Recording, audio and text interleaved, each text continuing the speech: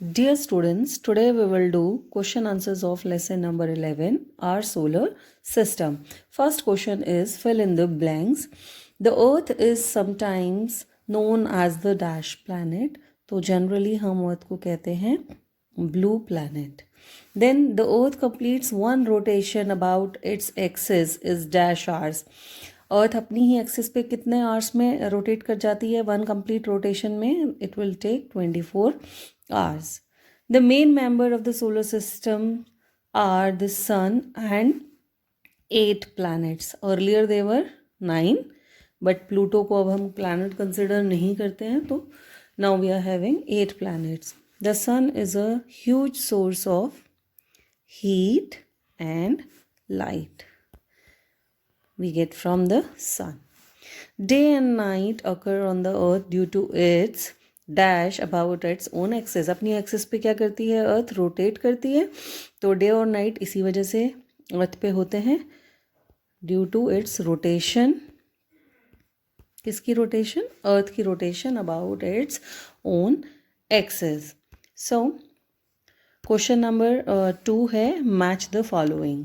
The ringed planet, एक ऐसा planet जिसके चारों तरफ रिंग्स हैं, तो that is Saturn. Largest planet, हमारे सोलर सिस्टम में जो सबसे बड़ा प्लैनेट है वो है Jupiter. A natural satellite, we know moon is the natural satellite. The windy planet, सबसे ज़्यादा हवाएं तेज बहुत किस पे चलती हैं? नेपच्यून. द स्मॉलेस्ट प्लैनेट, सबसे छोटा प्लैनेट हमारा कौन सा है? Mercury. So this is how you will complete question number part B. And now part C. Part C है take the correct options. The number of planets in our solar system. तो मैंने आपको बताया है पहले 9 थे, लेकिन अब कितने हैं? 8 हैं.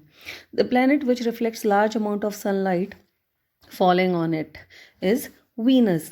और इसी वजह से जो वेनस है वो ब्राइटेस्ट, क्योंकि सबसे ज़्यादा सनलाइट को ये रिफ्लेक्ट बैक करता है, जिसकी वजह से ये बहुत चमकदार दिखता है. तो ये हॉटेस्ट भी है और ब्राइटेस्ट भी है. The planet Uranus is also known as a windy planet, terrestrial planet, red planet. देखो विंडी हमारा नेपच्यून है, टेरेस्ट्रियल हमारे शुरू के 4 प्लैनेट्स होते हैं, रेड प्लैनेट मार्स है. तो हमारा ये जो है that is Jovian planet. After that question number 4, इसका 4th पार्ट है. The correct statement about the atmosphere of the planet named in it is. तो ये इन स्टेटमेंट्स में हमें बतानी है करेक्ट स्टेटमेंट कौन सी है. तो जैसे Venus has mostly carbon dioxide around it, this is true one, correct statement है. बाकी की जो स्टेटमेंट्स हैं, जैसे Mercury has mostly nitrogen around, सिर्फ नाइट्रोजन नहीं है और गैसेस भी हैं. Then Saturn has mostly helium, helium के साथ हाइड्रोजन भी है, तो ये बी भी रॉन्ग है, सी भी रॉन्ग है. And earth has mostly ozone around it. तो एटमॉस्फेयर में तो बहुत सारी गैसेज हैं अर्थ के, तो ये तीनों statements B C D wrong है, सिर्फ ए पार्ट इज राइट. उसके बाद 5th, the 4th and the 6th planet of the solar system are. तो हमारा जो 4th प्लैनेट है वो है आपका मार्स और 6th है हमारा सैटर्न. तो B is the right option.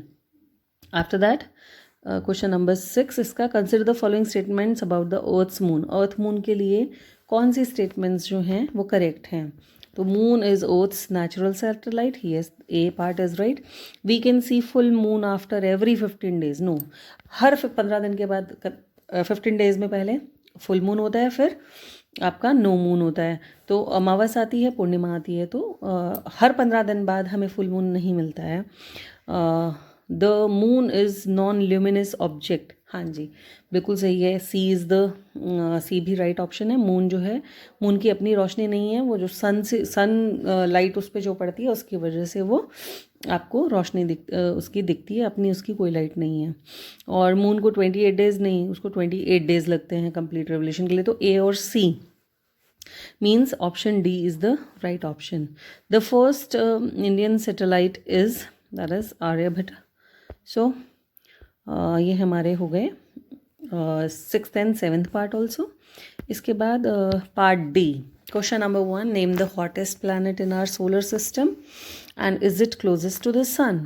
तो हमारा हॉटेस्ट प्लैनेट जो है, हॉटेस्ट एंड ब्राइटेस्ट दोनों वेनस हैं, जबकि देखिए मरकुरी फर्स्ट प्लैनेट है, सन के सबसे ज़्यादा क्लोज है.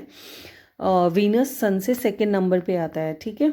तो लेकिन वीनस मरकुरी में कोई भी एटमॉस्फेयर नहीं है, दैट्स वाई वो जो है आपका हॉटेस्ट प्लैनेट जो है आपका वीनस है। और no, it is not closest to the sun. तो two questions they ask you and दोनों का आपने आंसर ऐसे लिख देना है। Then question number 2, how much time does the earth take to revolve once around the sun. तो earth के अराउंड, अर्थ सन के अराउंड मूव करने के लिए लेती है 365 डेज एंड 6 आवर्स का time to revolve once around the sun. B part है, to complete one rotation about its own axis it will take 24 hours, है ना। अपनी एक्सेस पे रोटेट करने के लिए वो 24 आवर्स लेती है।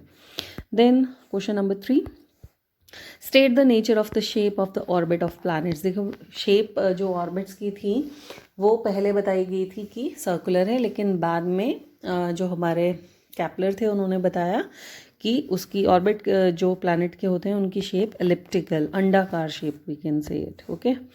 Then question number 4, meaning of the term artificial satellite. तो artificial satellite are man made objects which can be made to revolve around the earth, जो अर्थ की चारों तरफ चक्कर लगाते हैं, लेकिन वो नेचुरल नहीं है, मैन मेड होते हैं, ठीक है। और सैटेलाइट्स के बहुत सारे यूजेस हमने आपको एक्सप्लेन किए हैं चैप्टर एक्सप्लेनेशन में। Now I will do part E, how is the sun useful to us. तो ये सब बहुत सिंपल क्वेश्चन है। Sun is the main source of energy, है ना, which is essential for the growth and maintenance of all forms of the life on the earth. Plants, animals, जितनी भी living organisms हैं सबको एनर्जी जो है, सबके लिए मेन सोर्स ऑफ एनर्जी जो है वो सन है, क्योंकि सनलाइट की प्रेजेंस में ही plants make their food in the presence of sunlight and all other animals get their food directly और इनडायरेक्टली फ्रॉम प्लांट्स। ऑब्वियसली बात है, प्लांट्स डिपेंडेंट हैं सनलाइट पे और प्लांट्स के ऊपर एनिमल्स फर्दर डिपेंडेंट हैं। तो we use solar energy in many devices such as solar cooker, solar geysers and solar cells. तो बहुत सारे यूजेस हमने यहाँ पे सोलर एनर्जी के भी बता दिए और डायरेक्ट सनलाइट के भी। तो that's why sun is useful for us. After that question number 2, name the terrestrial planets. तो जो आपके फर्स्ट 4 प्लैनेट्स होते हैं they are known as terrestrial, inner planets we can call them, Mercury, Venus, earth and Mars. And why are they so called? Because they are made up of rocks and metals. That's why they are named as terrestrial planets.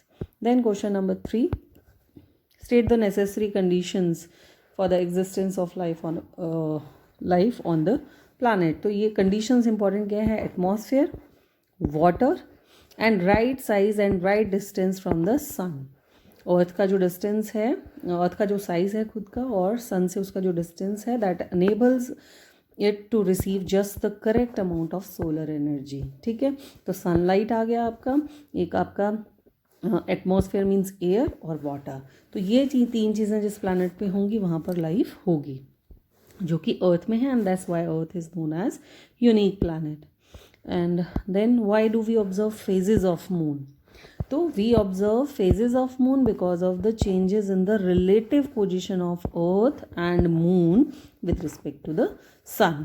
जो explanation video है इस chapter का, उसमें मैंने आपको 3D models की help से ये तीनों का रिलेटिव मोशन शो किया हुआ है। उस वीडियो को आप ध्यान से देखिएगा तो आप अंडरस्टैंड करेंगे कि जो मून का साइज़ चेंज होता रहता है, कभी घटता है, कभी बढ़ता है, कभी फुल मून आता है और कभी आपका जो है पूर्णमासी होती है, फिर अमावस्या, मतलब जिस दिन आपको मून बिल्कुल भी नहीं दिखाई देता। तो ये सारे मून की फेजेस हम कहेंगे इनको, और इसका रीज़न जो है वो है relative motion of earth and moon with respect to the sun. मतलब तीनों की जो मूवमेंट है एक दूसरे के, सन के, अर्थ और मून की जो मूवमेंट है सन के रेफरेंस में, उसकी वजह से ये मून की हमें डिफरेंट शेप्स और साइजेस देखने को मिलते हैं। Then state 2 uses of artificial satellites. तो आर्टिफिशियल सैटेलाइट्स से आपका they are use for transmitting radio, telephone and television. आपका जो फ़ोन है, आपका टीवी सिग्नल्स है, ये सब सैटेलाइट्स की वजह से आप लोग इनको यूज़ कर पाते हैं। And they are also used for weather forecasting and remote sensing. आपको पहले ही मौसम का पूर्वानुमान बता दिया जाता है, तो just because with the help of artificial satellites. So dear students, you will complete all parts A, B, C, D, E of lesson number 11 in your Sphere Science notebook.